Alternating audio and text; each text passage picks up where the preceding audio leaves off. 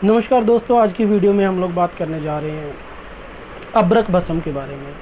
इसके फ़ायदे, गुण, धर्म, कहाँ से मिलती है, ये सभी चीज़ों के बारे में हम लोग बात करेंगे। तो वीडियो को स्किप मत कीजिए, वीडियो को पूरा आखिर तक देखिए, आपके बहुत काम आएगी ये वीडियो। तो चलिए शुरू करते हैं। ग्लो जो है, जो अबरक है, इसको हम लोग हर्बो खनिज के नाम से भी जानते हैं। ये हर्बो खनिज माना जाता है। बिहार में ये मुख्य रूप से मिलती है, जहाँ कोयले की बड़ी बड़ी खदानें हैं और उसके साथ ही ये खनिज भी खदानों में से निकलता है। इसके अलावा राजस्थान के कई पहाड़ों से भी हमें अबरक जो है वो निकलता है। 4 प्रकार का आयुर्वेद में इसको माना गया है अबरक को।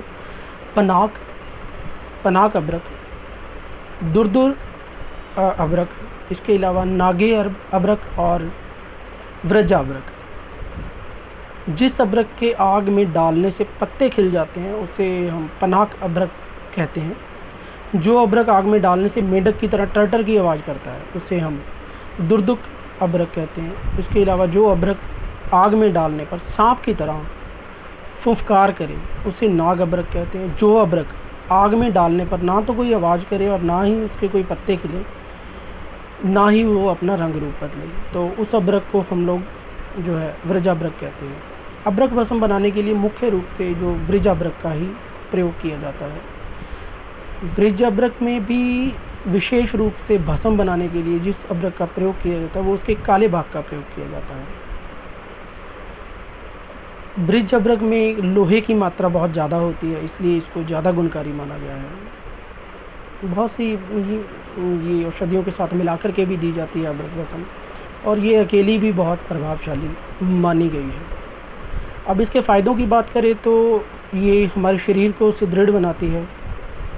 सुदृढ़ बनाने से हमारे शरीर में जो कमज़ोरी होती है वो दूर हो जाती है। खांसी जुकाम जैसे रोगों में अबरक भस्म का प्रयोग बहुत से वैद्य करते हैं। ज्वर जो होता है, जीर्ण ज्वर जो होता है, उसमें भी इसका प्रयोग किया जाता है। वीर्य को बढ़ाने में और वीर्य की स्तंभन शक्ति को बढ़ाने में भी अबरक का प्रयोग जो है वो किया जाता है। कफ विकार जिसको खांसी जुकाम वो, उसमें भी इसका काफ़ी हद तक प्रयोग किया जाता है। पांडु रोग, नक्सीर, अमल पित्त और रक्त पित्त विकार में भी हम लोग अबरक भस्म का प्रयोग करते हैं। बवासीर के उपचार के लिए भी ये एक बहुत गुणकारी औषधि मानी गई है। हृदय रोग जिसको हो, हार्ट की प्रॉब्लम हो, उसमें हम अबरक भस्म के साथ योगेंद्र रस साथ में देते हैं। स्नायु दुर्बलता के लिए भी इसका प्रयोग किया जाता है। शरीर के ऊतकों की मुरम्मत करती है ये, इसलिए ये काफ़ी गुणकारी मानी गई है। मानसिक थकावट को दूर करने के लिए भी ये एक बहुत अच्छी औषधि मानी गई है। जो यकृत विकार होता है, जो पीलिया या फिर इस तरह के प्रयोग जो रोग होते हैं, जो लिवर से संबंधित रोग होते हैं, उसमें भी ये बहुत गुणकारी मानी गई है। अनिद्रा, चिड़चिड़ापन, तनाव जैसे विकारों में भी अब अबरक भस्म का प्रयोग जो है वो हम करते हैं। धातु को बढ़ाने के लिए शरीर में सोने और चांदी की भस्म 1/4 रत्ती और अबरक भस्म 1 रत्ती मिलाकर शहद या मक्खन के साथ दी जाती है। दोस्तों, एक बात का और ख्याल रखें कि अबरक भस्म का जहाँ पे भी जिक्र आता है तो 1 रत्ती से ज़्यादा ये दिन में नहीं देनी चाहिए।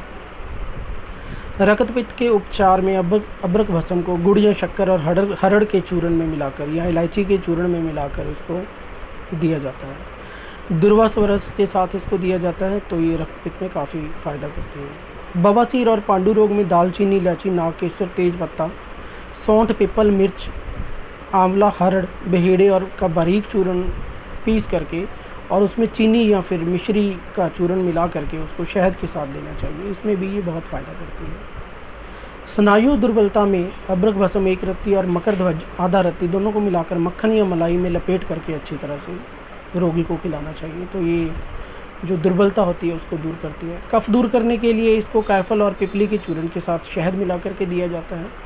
वीर्य स्तंभन के लिए इसको अबरक भस्म को हम लोग भांग के चूर्ण के साथ सेवन करवाते हैं। धातु क्षीणता में लौंग का चूर्ण व शहद के साथ इसका प्रयोग जो है किया जाता है।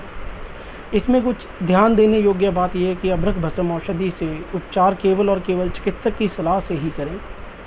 स्वयं से किसी भी औषधि का सेवन करने के लिए हानिकारक परिणाम भी आपको ये दे सकती है। इस औषधि का सेवन सीमित समय के लिए ही करना चाहिए। ऐसा नहीं होना चाहिए कि अगर आपको इसके साथ किसी भी तरह का कोई फ़ायदा महसूस हो रहा है तो आपको ये लगने लगे कि शायद आपको ये फ़ायदा कर रही है, तो आप इसको लंबे समय तक भी प्रयोग कर सकते हो। तो ऐसा दोस्तों हम लोग नहीं कर सकते हैं, इस चीज़ का आप लोग ख़ास ध्यान रखें। उम्मीद करता हूँ कि ये वीडियो आप लोगों को अच्छी लगी होगी, इसमें दी गई जानकारी आप लोगों के काम आएगी।